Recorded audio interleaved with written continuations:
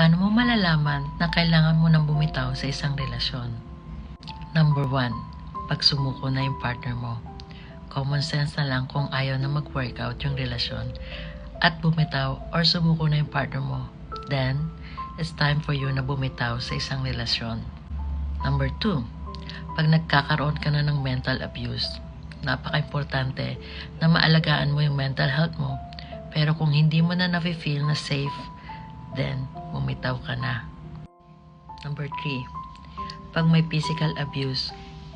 Kung may physical abuse ka at binubugbog ka or sinasaktan, mag-isip ka na.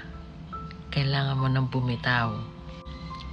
Number 4, pag nag-cheat sa'yo ang partner mo, ibig sabihin yan, hindi na yan kontento at hindi ka na binibigyan ng value kasi naghanap na ng iba.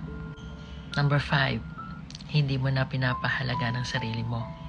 Pag nakalimutan mo ng mahalin ang sarili mo at pinapahalagan mo yung taong hindi ka naman pinapahalagan, then, it's time for you to let go. Alam ko, nahihirapan ka bumitaw sa taong mahal mo. Pero this time, mas kailangan mong mahalin at unahin ang sarili mo. Love yourself always.